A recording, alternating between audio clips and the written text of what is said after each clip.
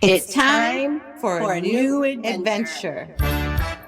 Welcome back to another episode of Adventures in Business. This is your co-host, Amy Zander with Zedia Media, and I'm here with Lisa Fisher. How you doing, Lisa?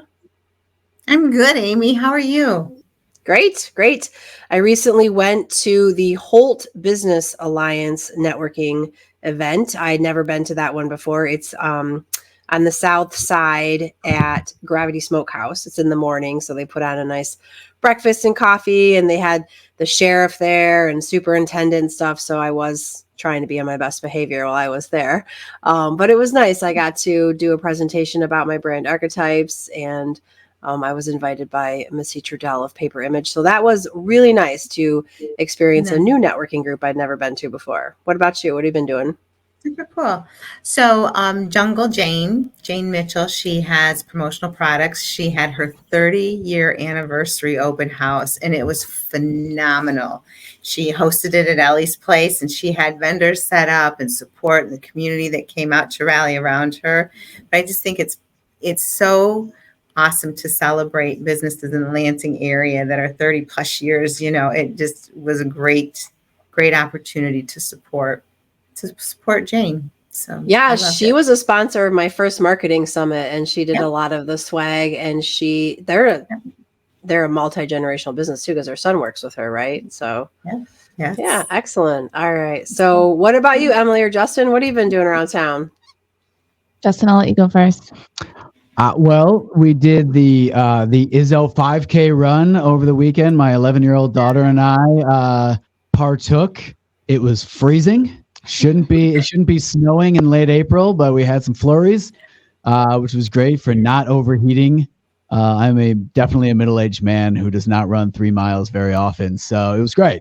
And followed that up with my daughter's favorite place. It's not locally sourced, but she cannot get enough Starbucks. So the brand new Trowbridge Starbucks was the go-to location after that, and great location, very very larger than most Starbucks these days, which are much more confined to drive through. This one had plenty of space for being in, so it was great. Nice, awesome.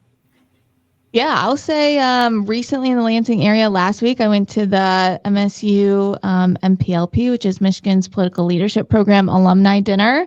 I am currently a fellow in that program. So we were celebrating last year's graduates, and they had a speaker there, a reporter from Politico, and it was a good evening here. It was at the Lansing Center here downtown. So that's most recent from me. Excellent. Now that you've heard their voices, why don't I let Lisa officially introduce our guests today? Well, I would love to introduce Justin Winslow and Emily Daunt with the Hospitality Training Institute. And I'm looking forward to hearing from both of them on what their roles are and what the Training Institute is all about. And I have to tell you a little backstory first, though. Right before I jumped on the podcast, I was studying my Serve Safe Alcohol because I am having to pass those exams as a facilitator for one of the programs you guys have rolled out. So I would love to hear from both of you. Justin, we'll start with you. Why don't you go ahead and introduce yourself, tell us who you are and what your role is at the Hospitality Training Institute. Sure. Well, Emily and I both work at the Michigan Restaurant and Lodging Association located in downtown Lansing. It's a statewide trade association for restaurants, bars, hotels, resorts in the state. I'm the president and CEO and one of the founding members, and I guess you'd say president of the Hospitality Training Institute of Michigan, which is something we created coming out of the COVID pandemic to help get the industry back on its feet, try to recruit back some of what was lost over a pretty devastating couple of years for the industry. Yeah. Well said. Emily? Yeah, I am the VP of Communications and Brand Strategy here at the MRLA, and also head up all of the marketing communications strategy for the HTIM, as we lovingly refer to it as. And I think Justin covered the what and the why on the HTIM. And Lisa, are you starting being an instructor of the program, or? Yes. I am a second quarter instructor, so I'm going through the content and staying ahead of the students. That's all we're It's a asking great for. I program. love it. Yeah. So, Yeah. so share with our listeners what the program is we're talking about. Sure. Emily, why don't you give some of the details on what type of training and the focus of HTIM? Yeah, so the course itself is the Hospitality Business Management Certificate Program. It's a 12-week course from the HTIM, so you can get it done in 1 quarter. It's a hybrid class, so we have 6 in-person weeks of instruction and 6 online only, and that alternates every other. So really wanted to make it a flexible schedule for those in the hospitality industry who aren't necessarily sitting in front of a computer 9 to 5 and have irregular hours as maybe you and I think about our working hours. So we go through topics like financial management, creating an optimal guest experience, building and leading a team, handling conflict, food safety, as you mentioned, the Serve Safe certifications, mental health, and employment engagement. And then it also gives all of the students some nationally recognized certifications as well as those softer skills. Mm-hmm. So how did you come about developing this program? Excellent question. We feel like as an association during COVID, all we were doing was crisis communications. The industry was shut down, and the entire restaurants and hotels too, to some lesser degree, were consistently panicked about. It was an existential threat for the industry overall. Will we ever be able to reopen? Will we ever be able to come back to where we were before? And we had lost at some point 75% of the workforce was gone.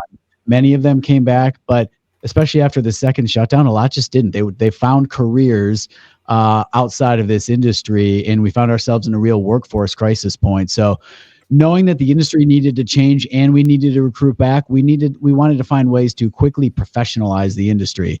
Schools like the MSU School of Hospitality Business are fantastic. Go green. But not everyone in this industry needs a 4-year degree to be able to thrive in their job. So as a way to help bring people back, the HTIM was a way to professionalize the industry, that you can create a ladder of opportunity and not have this just be your first job, right? Or maybe your second chance by working in this industry. It can be something you can build a career in, and this is a first step in that process. And we really need to mix some of those hard skills that are missing for someone who's trying to move into a management level position. But because of hospitality is so soft skill oriented, how do you navigate all of those interpersonal skills that you need to succeed and really thrive providing world-class hospitality? So the course is trying to fuse both of those things in together in a very short period of time to meet the busy demands, I think, of people working in the industry. Yeah. Absolutely. So go ahead. Go ahead. No, go ahead, Lisa. Oh, I was just going to ask, so how do people become aware, and where can they go to register for this offering? Yeah, so htim.com. We have all of the offerings available. We're currently offering the first 2,000 students at no cost for the 12-week program, and also offering the $500 stipend if they pass all their certifications and go through the full 12 weeks. So htim.com, and you don't have to be in the industry to sign up either. Yeah, let me reiterate that. It is free training, and not just free. If you actually see your way through the program and get certified, you will receive $500 as a stipend. You will get paid to elevate your career prospects in this industry. So it's a limited time offer because this was our advocacy sell to the legislature, help us get back on our feet, help recruit people back to this industry. It's a one-time offer. This opportunity for 2,000 students, and we are well along our way of hitting that 2,000 cap. Maybe 500 to 600 spots left available. So if you're listening and you're interested, I'd go to htim.com soon. How are you getting the funding? Go ahead, Amy. How do you get the funding for this program? We used some of the federal resources that were available. We pitched the state legislature and received some one-time funding through the Department of Labor and Economic Opportunity to help launch and quickly expedite the expansion of the Hospitality Training Institute. So we've got a short window. We've got a little over a year from now to complete this opportunity. We want to make sure we maximize it while we have it. Absolutely. And, you know, I think just like childcare, people that are caring for the aging, you need a special person and a skill set to be able to keep up with the demands in hospitality. It's not as easy as what some people would think it is. What's been some of your experience? Oh, go ahead. No, I was going to say, listen, you especially, I don't want to keep living back in COVID world, but the challenges for this industry and why we lost some individuals who worked in this industry before, of how combative it was when people came back and we were still in the mask territory. Dealing with very sensitive situations was something that people in this industry are dealing with every day, and giving them the skill set to be able to navigate those challenging situations is part and parcel to what this program is all about. Absolutely. Absolutely. So what, aside from this institute that you have going on, right, what are some other things that you do for the Hospitality Institute, or is the hospitality industry? How much time you have? A lot. Advocacy, education, and innovation are the things we try to we try to focus our time on. We're advocating on behalf of restaurants and hotels. It's not a coincidence that we're located 1 block from the state capitol. We spend a lot of time over there educating legislators and members of the administration of just the importance of this industry. It's the second largest private employer in the state of Michigan, responsible for about $50 billion of economic output every year. And so there's a lot that this industry has to offer. But there are a lot of challenges that come with operating within this industry. And so it's our job to educate legislators on that. But then we also have a job to educate those who work in this industry. So the Training Institute is part of that, but food safety training is mandated of all restaurants, and we provide something called Serve Safe. So there's a lot of that that goes into what we offer on behalf of restaurants and hotels as well. And then innovation this is also a really rapidly changing industry, especially right now. We need to make sure we're providing our members with like the state of the art things happening so they can be prepared. Restaurants and hotels, they operate on thin profit margins, and to stay in business, they got to stay ahead of the curve. And so we are always trying to provide them with in-person opportunities to grow and expand, and make sure they're utilizing technology, frankly, to the degree that they need to succeed in this industry. What are some of the things that you see changing? Oh man, you want me there? You want to go with that? Again, how much time do you have? I'll let you take it. It's been such a rapidly changing environment coming out of COVID. There's more food away from premise, so people are dining either more through delivery or carry out than ever before. And that comes with some risks associated with delivery or some risks associated with carry out. And it also changes the workforce dynamic of how you're dealing with, if you're a restaurant that has a huge dining room, but now, 25% of your business is increased off premise, you're paying for a large footprint that you no longer need as much anymore. And so you're trying to adapt and figure out how to deal with those situations.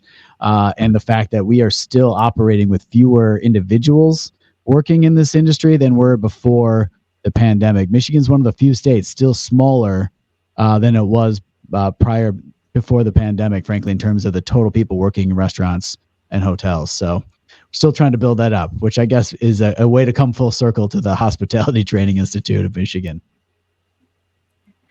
So in the workforce development that we're in, what are some ways that you're attracting talent to try to get more people interested in working in the hospitality industry?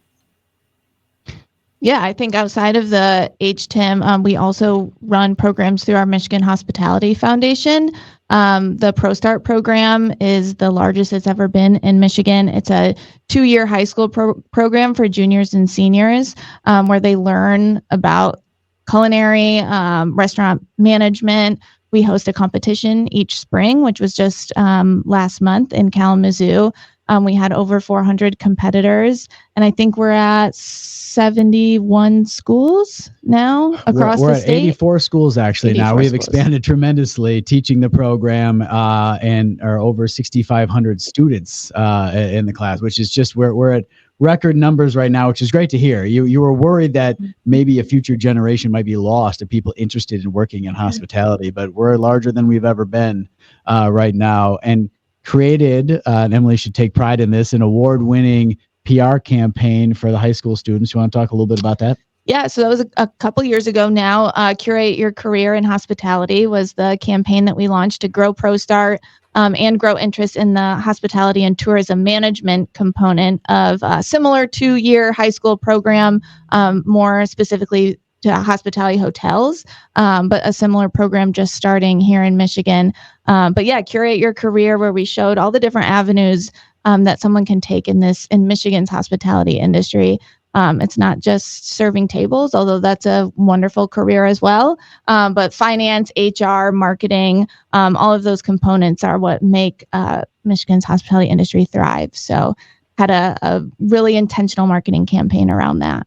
And it worked. Clearly, we are larger than we've ever been growing the program. So we're happy about that. We're excited for the two teams that won the two main competitions at our state competition in Kalamazoo are going to be at a national competition, one in culinary arts, so actual cooking, and the other in restaurant management, which is sort of like a Shark Tank style. You are creating a business from scratch. Now go pitch it. And all the details that would come with professional restaurateurs being the ones judging what you've created.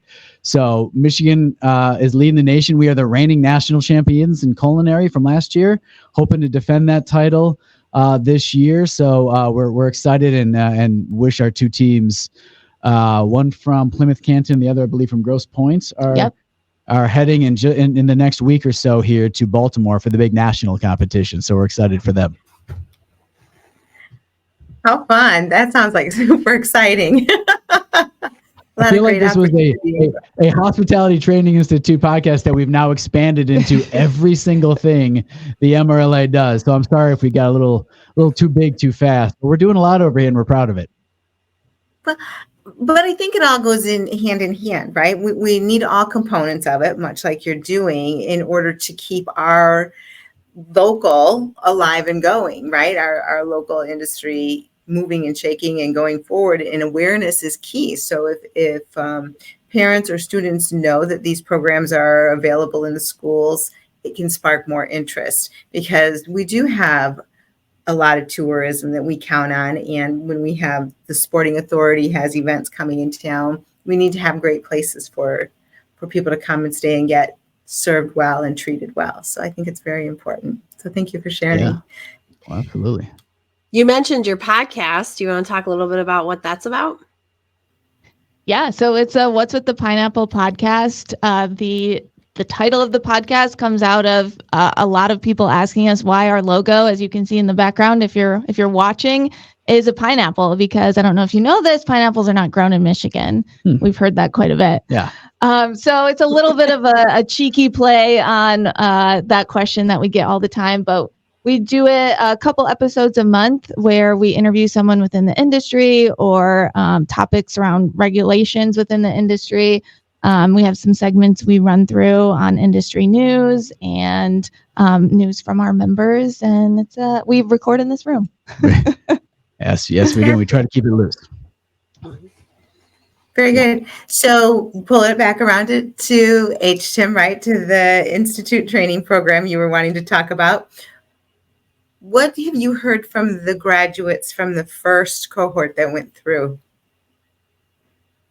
Yeah, we have heard really positive testimonials, which is great to hear. That something that we conceptualize, obviously based in practice in the industry, but to hear the real world examples of how it's helping our graduates has been wonderful. I know a handful of those graduates. We graduated about 250 people in our first quarter. They've earned promotions from their certifications. I heard a story of someone that they had just gone through conflict resolution training, and that weekend they had a situation with a customer where the tactics they had learned came into practice right away. So it's really things that they're learning that week that they can implement immediately in restaurants and hotels throughout the state.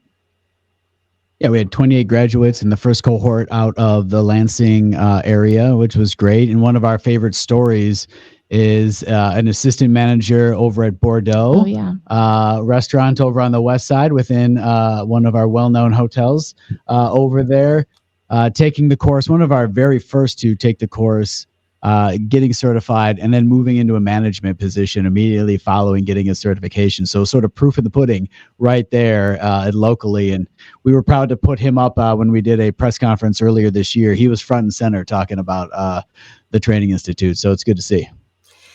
Can you take just a minute for our listeners and run through some of the types of people that take these courses? What if they're a restaurant, hotel, and what different positions they might have, just so that our listeners and people that are interested are like, oh, this would be for me or not for me. Yeah, I don't know if there's a singular exact situation, but it's usually someone who is working in a restaurant or hotel, clearly has aspirations to grow, or the employer thinks that they have a ceiling that they've not reached yet. And the training is a method to help elevate them to a management level position. So maybe you're a server or a bartender at a restaurant, but you don't have the skill set yet to be management, but this is going to help get you there and give your employer confidence that you're ready to take that leap as well.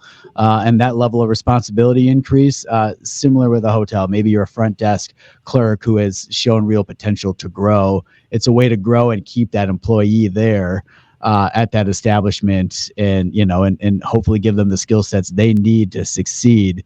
The original concept of this was, so many people had left the industry as people came flooding back into restaurants and hotels. Anyone with a pulse was moving into positions of management, right? Because they needed a body to be somewhere. Well, we need to give those bodies some skill sets to succeed. They're there. Maybe they didn't deserve to be there right out of the gate. Let's give them on the back end that training to help keep them there. And then since then, it's been about elevating people up within the industry to keep them working up that ladder of opportunity. Gotcha. Okay. So besides working and finding enough workers and people to fill the spots, which is still a struggle in the industry, what is the second biggest thing that the industry is facing right now? The dramatic increase in cost, the inflationary increase in cost of essentially everything. But this industry, even more so than the economy overall, has seen basically a 2x increase in wages over this time period. And that's a simple function of supply and demand. Right. We definitely needed more people, and to get them to come back, there was going to be dramatic pay increases that came with it. Simultaneous to that is commodity increases. All the food that goes into running a restaurant went up in double-digit percentages as well. And those cost pressures have been a real challenge. It's why you've seen, frankly, even well past the pandemic, you're still seeing some restaurants, especially smaller independents, shut down. Yeah. The cost pressures were too much to deal with. You can't increase menu prices fast enough to keep up sometimes. It's been a real challenge for the industry. Mm-hmm. Yeah. That's been a bit of a tough area. And, how do you, like you said, they're already running with slim margins, and how do we keep them profitable to keep the doors open?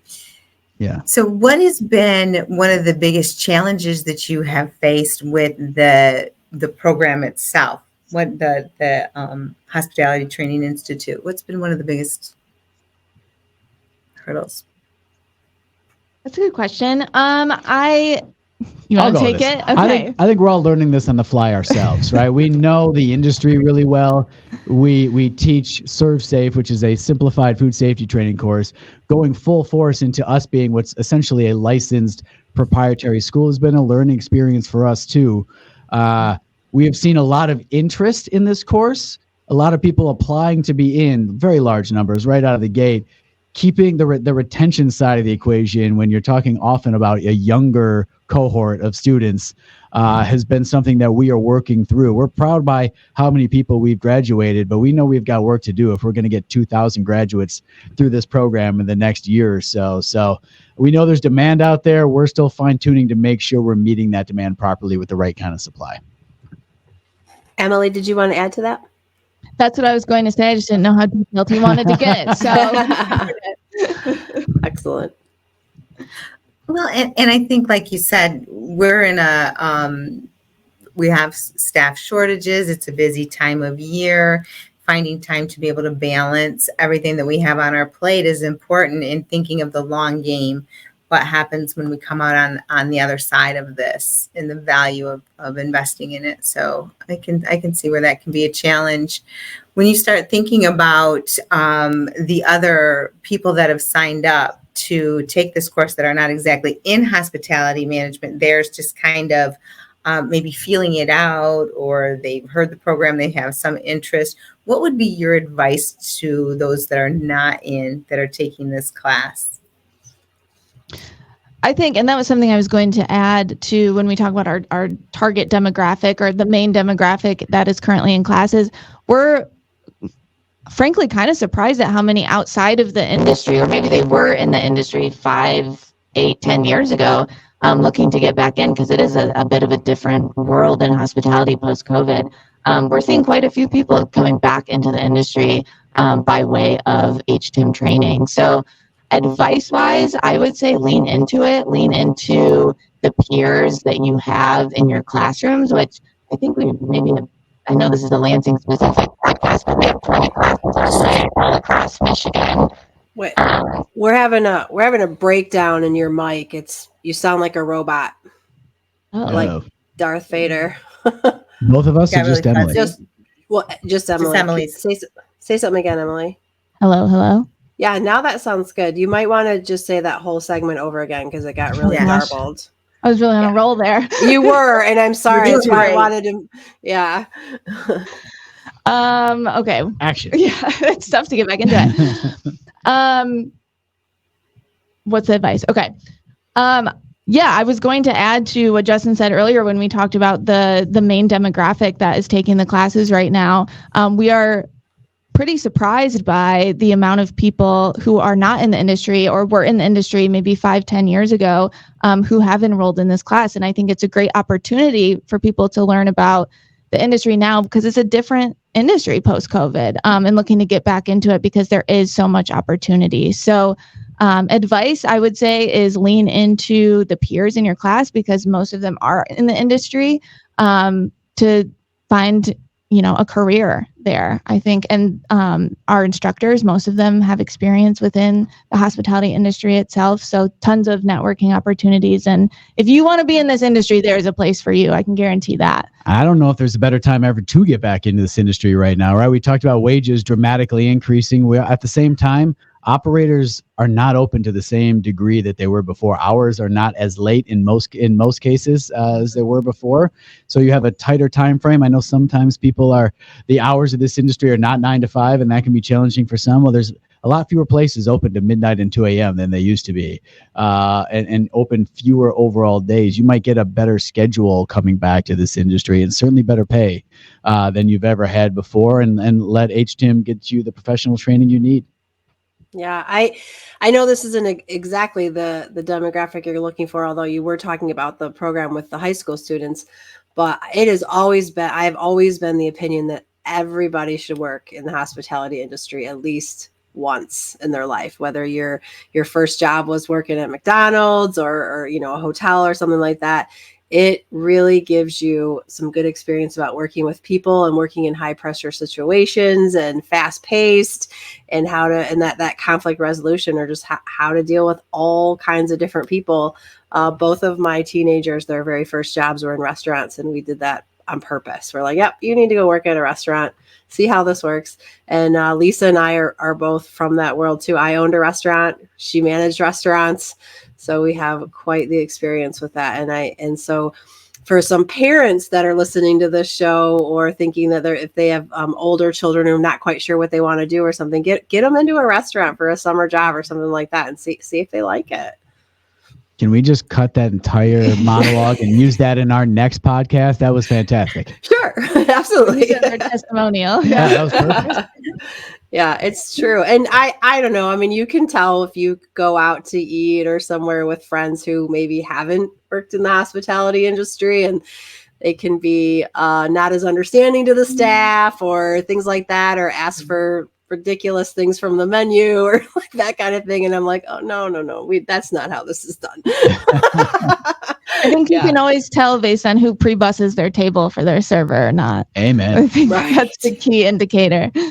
Yeah. Yep. And I still have, it's been quite a few years that I've worked in that industry, but I still have dreams about getting in the weeds or, crazy restaurant or a kitchen that's going and that show The Bear, where they have those scenes where it's the restaurant. And I'm just like, oh, I love this, but it's also sort of triggering. Like I've been there, We did multiple episodes on The Bear last year in our podcast. So we are here with you. It's great. Yeah. Oh, that's cool. I'll have to go back and listen to that. Yeah. Fantastic. Is there anything that we have not asked you that you would like to share with the listeners? I think the only thing, which I think maybe I missed this when we redid that take, so I'll redo this thing. I think the only thing that we have missed is that, this is a Lansing-based podcast, of course, and most of your audience, but we have classes for the HTIM all across the state. We have 22 classes all the way up to the UP, to Detroit, everywhere in between. So there is a class available to anyone who might be listening. That's a really good thing to note. And I know you said it switches between online and in person. Are the in person here, like in Lansing, or are there other options for farther away? They're all around. So everything is within a 20 to 30 minute drive at most. But most of the classes in person, they're all around the state and are close to where you might be located. That's great. I'm glad that you said that. So that might help some of our listeners too. Absolutely. Yeah. So I always ask this question because we do have quite a few listeners and we like to make connections on the show. So is there anybody in our listening area that either of you or both of you really want to try to connect with, that one of our listeners might know and be able to do the matchmaking? It can be specific or general, other than, the people that want to take the classes. We've covered that. That would be a throwaway answer, right? We said people who want to take our classes. Right. Justin, what do you think? Go for it. This is a tough question. We do a lightning round on our podcast, and I feel for our guests at this point because it is tough. Who do I want to meet in the Lansing area? I would just say, my background is in PR and communications, and I am always looking to meet people in that sector and grow that network. And I think others are as well. So I'm always available, especially for new people coming into the industry in Lansing for PR and comms. Reach out to me and let's have coffee. Excellent. Did you want to add anything, Justin? If you guys can hook me up with MSU's new football coach, I think we've got some schemes we've been working on that are going to be very successful for the coming season. So let's make that happen. Okay. All right. Well, you've heard it out there. We've had quite a few different requests for different MSU people want to meet, but that's the first one for the football coach. So, all right. Excellent. Well, thank you so much. We really appreciate you being on the show. And just to reiterate to our listeners out there, it sounds like you've got 500 or so spots left that you're trying to fill. You've got about a year for this. The courses are free. People get certified and then they get a stipend if they finish the class of $500. And many of these things can help people in their certifications to either get jobs or advance in the jobs that they are currently in. So what a great opportunity, and available all over the state. So again, to our listeners, where you would find that information is htim.com. And we'll have the links to this and the other programs that our guests talked about today in the show notes for the episode, so you can find them there. So both Justin and Emily, I'm so glad you guys reached out and came on our show. This is a great opportunity to let our area know that these classes exist. Awesome. Thank you so much for having us. Thank you so much. This is great. I appreciate it. Yeah, absolutely.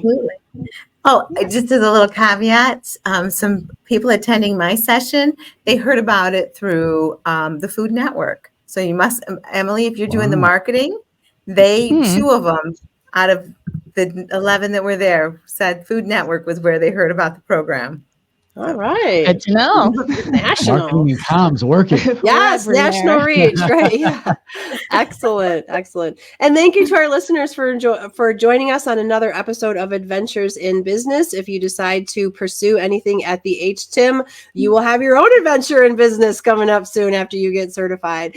We release new episodes every Wednesday. You can find them at zdiamedia.com or wherever you listen to your podcasts. And don't forget to follow us on YouTube. We appreciate you very much for joining us today. And as always, go out and make it an adventure. This is a Zedia Media production.